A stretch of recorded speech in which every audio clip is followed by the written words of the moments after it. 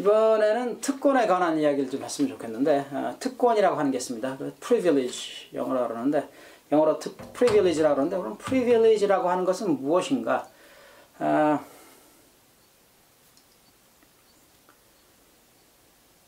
미국은 그 정의가 절차적인 정의, procedural justice라고 합니다.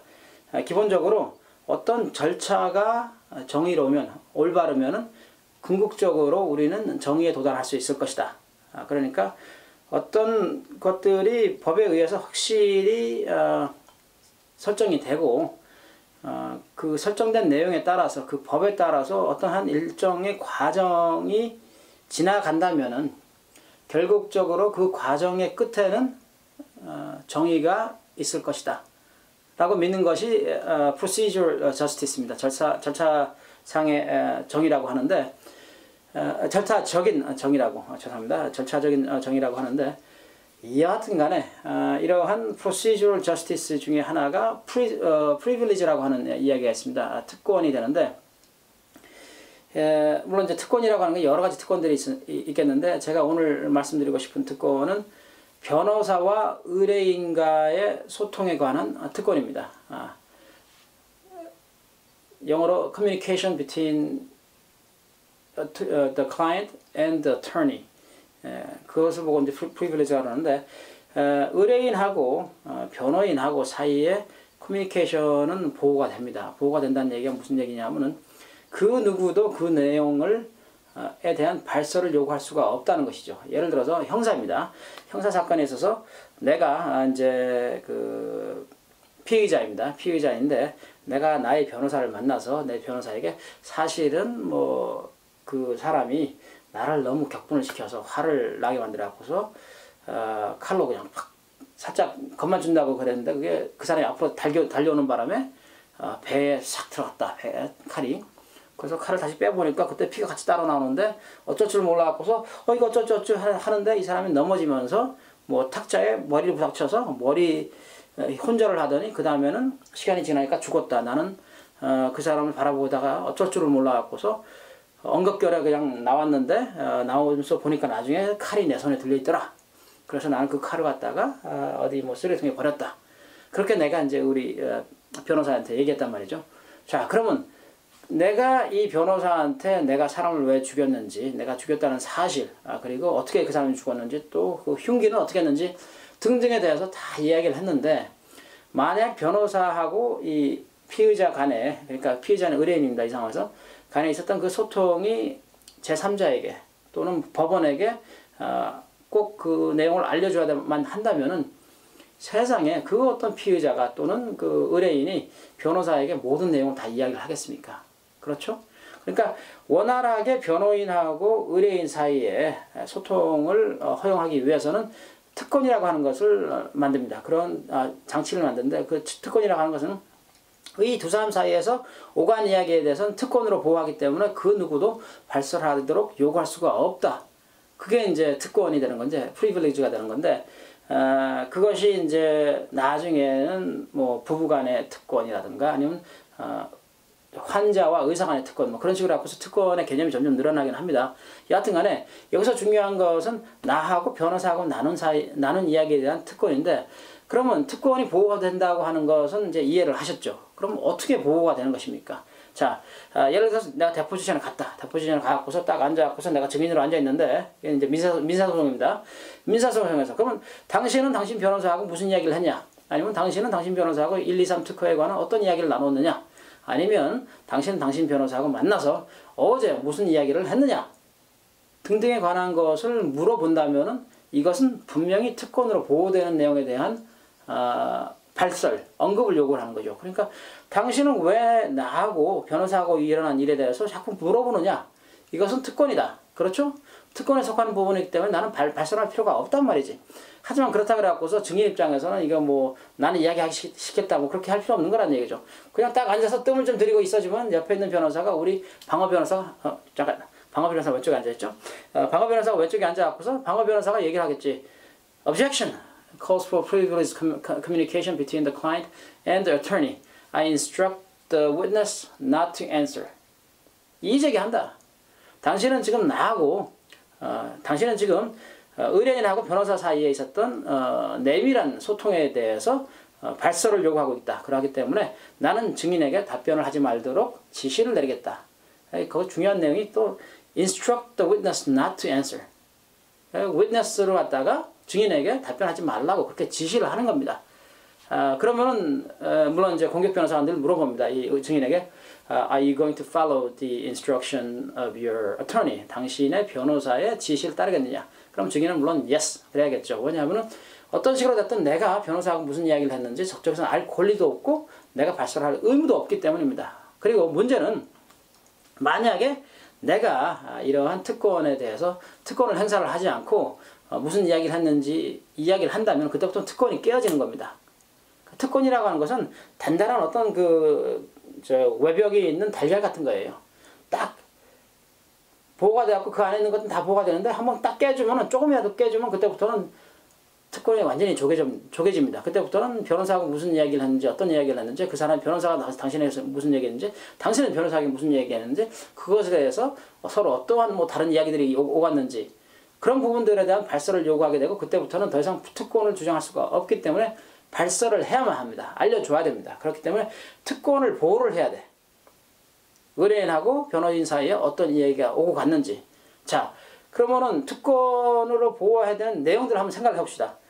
변호사하고 의뢰인 사이에 이야기가 오고 갔다면은 얼마나 중요한 얘기가 많이 오고 갔겠어요. 그죠? 예를 들어서 특허에 관해서라면 특허를 우리가 침해했다고 생각하는지 변호사는 또는 의뢰인이 그렇게 생각하는지 의뢰인이 실질적으로 침해를 했는지 아니면 상대방의 특허권이 있다고 하는 것을 알면서 어떤 행동을 취했는지 어떤 데미지들이 있었는지 우리는 앞으로 어떻게 이 특허 침해와 관련되어서 그 주장되는 바를 피해나갈 것인지 아니면 화피 설계는 어떻게 할 것인지 여러 가지 전략에 대한 이야기도 오갈 수가 있는 것이고 어떤 팩트에 대해서 여러 가지 팩트에 대해서도 이야기가 오갈 수가 있는데 만약에 그런 모든 것이 상대방에게 발설돼야 된다면 이거는 사실은 백기를 누르고 가는 거죠. 우리 항복한다고 우리 항복하니까 합의를 합시다. 그런 얘기를 하는 건데 그래서는 안 된다는 얘기죠. 그러하기 때문에 특권은 보호를 해야 되고 특권을 보호하기 위해서 노력을 많이 하고 언제나 조심하는 거예요. 그런데 때때로 과연 질문 내용이 변호사하고 의뢰인 간의 소통이 있는 내용에 대한 것인지 아닌지 모르는 경우가 있어요. 무슨 얘기냐면 질문이 나왔는데 변호사가 모르는 게 있어. 이게 우리가 한 이야기인지 아니면 그 회사체의 내부에 있는 그 누군가하고 법무법인에 속한 사람하고 이야기를 한 것인지 그러니까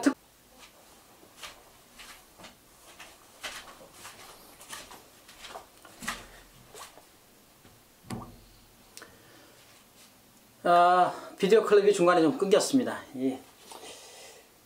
제가 그냥 카메라 한다 하고 이거 사용해서 지금 찍고 있는데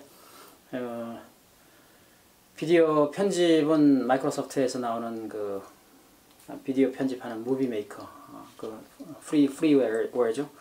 그걸 하고 있는데 여튼간에 장비며 설치며 하여튼 여러 가지 좀 열악한 상황에서 이 비디오를 찍고 있습니다. 그렇기 때문에 가끔씩 이렇게 그 SD 카드의 용량이 부족해서 비디오가 중간에 중단되는 경우도 있고 그러니까 하여튼 양해해 주시길 바라고 특권에 대한 이야기를 하고 있었는데 자 특권은 변호사하고 그 의뢰인 사이의 커뮤니케이션을 보호를 한다고 했는데 그러면 그 프리빌리지의 범위가 얼마나 되는지를 알면은 제가 좀 더 그 특권이 언제 적용이 되고 왜 또 objection to the question이 언제 일어날 수가 있는지 설명을 드릴 수가 있는데 자 우선 간단하게 나하고 변호사 사이에 있었던 일은 특권입니다. 그러죠? 내가 무슨 이야기를 했건 변호사가 나에게 무슨 이야기를 했건 그것은 확실히 특권으로 보호되는데 그러면 내가 법무법인에 있는 사람하고 얘기를 하면 어떻습니까? 예를 들어서 우리 회사의 사회법무법인 한국에 있는 한국 변호사 물론 그것도 특권으로 보호가 됩니다. 그 변호사가 어느 나라 자격증이든지 상관이 없습니다. 미국 변호사가 아니더라도 한국에 있는 변호사 또는 한국 변호사 한국에 있는 미국 변호사 상관없습니다. 변호사라고 하는 자격증만 있는 사람이라면 그 사람하고 내가 나눈 모든 이야기는 커뮤니케이션은 보호가 됩니다. 그 다음에 우리 뭐 IP 센터는 어떻습니까? IP 센터나 아니면 우리 사내 법무팀에 있는 사람들하고 이야기 나눈 거. 이게 사실은 여러 번 미국 내에서도 분쟁에 뭐랄까 올랐던 그러한 내용인데 법무팀에 있는 사람이 예를 들어서 변호사가 아니다.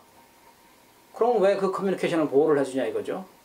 그런데 만약에 법무팀에 있는 그 법무 직원이 어떤 변호사로부터 지시를 받아서 이런 것들을 해라 하고서 했다면 어떻습니까? 그런 경우는 보호가 됩니다. 그러니까 변호사가 어떤 사람에게 지시를 해서, 그러니까 변호사가 예를 들어서 뭐 어디에 계시는 부장님한테 지시를 해서 부장님 이 사람하고 만나갖고서 이런 김아무개 연구원하고 만나서 이 특허에 대해서 이야기를 좀 하고 오십시오. 좀 알아보십시오 했다면 그 김 부장하고 그 부장이라고 하는 사람하고 김아무개라고 하는 사람하고 나눈 이야기는 보호가 됩니다. 왜냐하면 이 대화 자체가 변호사가 요청을 했기 때문에 그 요청에 의해서 지시에 의해서 김 부장이라고 한 사람이 김아무개하고 이야기를 한 것이기 때문에 그러니까 동일한 맥락으로 변호사가 지시를 해서 또는 요청을 해서 법무팀에 속해 있는 그 누군가가 나하고 만났다. 그래서 우리가 서로 커뮤니케이션이 있었다. 그럴 경우에는 보호가 됩니다.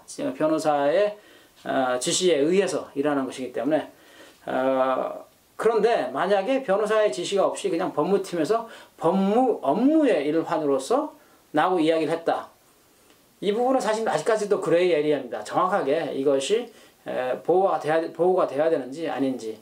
예를 들어서 송사를 앞두고서 송사와 관련되어서 어떤 자료를 수집했다면 그것은 분명히 법무에 관한 것이긴 한데 이것이 프리빌리지에 속하느냐 안 하느냐 그것은 아직까지 논쟁이 되고 있는데 다만 기업체 입장에서 회사 입장에서는 왜 그러한 리스크 그러니까 이러한 내용들이 발설돼야 되는 그런 위험을 택하냐 이거죠. 그럴 필요가 없다 이거죠.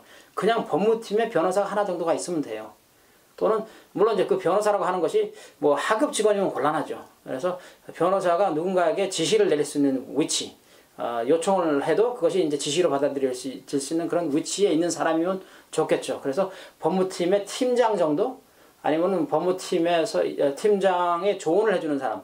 그러니까 대체적으로 변호사들은 일부러 사내에 다른 타이틀을 받지 않습니다. 그냥 변호사라고 하는 그러한 타이틀만 갖고서 일을 하는데 그런 이유 중에 하나가 직급상으로 보았을 때 어떤 조직 내에 지시를 내릴 수 있는 그런 위치인가 아닌가 그런 걸 볼 필요가 없다는 얘기죠. 그냥 변호사라면 변호사이기 때문에 법무와 관련돼서 요청을 할 수도 있고 그것이 지시로 받아들여질 수도 있고 뭐 그런 식으로 일부러 남겨놓는 것이지 이 사람에게 뭐 부사장이니 사장이니 팀장이니 하는 타이틀은 웬만해서 주지는 않습니다. 물론 이제 안 준다는 이야기는 아닙니다. 하지만 줄 필요가 없다는 얘기죠. 그러면 법무팀에 속해 있는 예를 들어서 임종범 변호사다. 그럼 임종범 변호사가 요청을 했기 때문에 내가 연구원 김아무개하고 이야기했다라고 뭐 법무팀에 있는 법무팀장 또는 죄송합니다. 법무부장, 뭐 법무차장 등등 이야기할 수가 있고 그런 경우에는 소통이 보호가 되겠죠.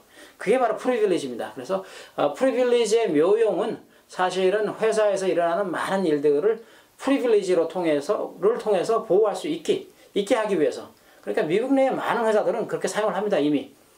웬만한 전략회의나 중요 회의에는 변호사가 같이 참석을 합니다. 그래서 변호사 이름 딱 적어놓고 이것은 프리빌리지드 된 커뮤니케이션이다. 그런 식으로 해갖고서 프리빌리지를 많이 보호를 하는데 대화 내용들을 한국 회사는 이제까지는 그러지 않았어요.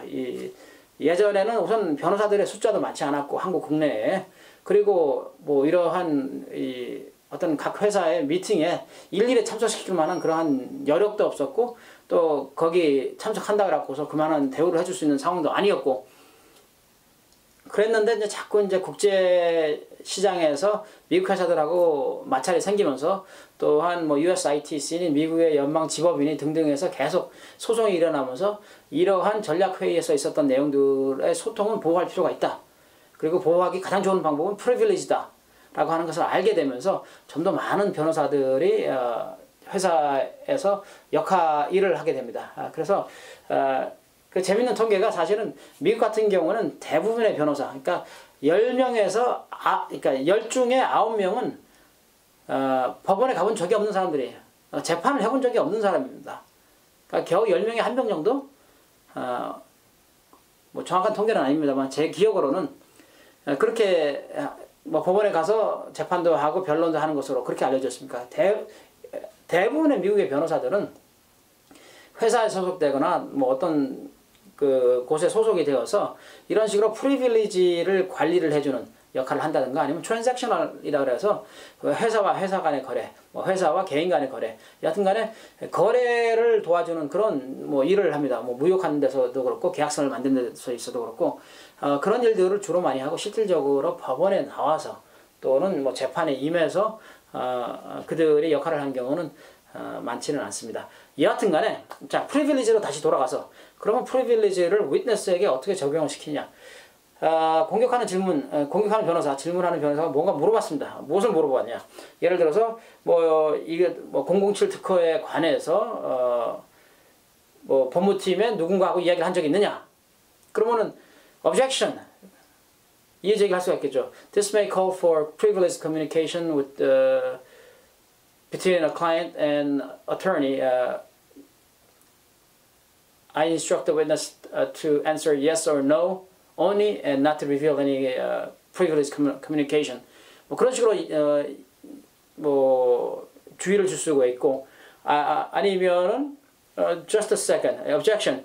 This may call for privileged communication. I need to confer with my client to make sure that this was not done at the direction of an attorney or involving an attorney. 뭐 그런 식으로 해갖고서 이의 제기를 할 수가 있습니다. 기본적으로 프리빌리지에 속하는지 안 속하는지 정확하지 않은 경우에 답을 할 때 경고나 주의를 줄 수도 있고 증인에게 아니면은 내가 이 내용을 좀 더 확실히 알아야 되니까 내가 증인하고 서로 이야기를 나눌 confer 할 수 있는 시간을 달라 뭐 그런 식으로 요구를 할 수도 있고 기본적으로 프리빌리지라고 하는 이런 단단한 커버를 깨뜨리지 않기 위해서 계속 노력을 해야 되는 것이죠. 그게 바로 변호사가 방어 변호사가 하는 중요한 일 중에 하나입니다. 프리빌리지를 깨지 않도록. 말씀드렸다시피 프리빌리지는 단단한 그러한 알처럼 되어 있지만 한번 깨지면 팍 깨지고 그거 다 열어줘야 됩니다.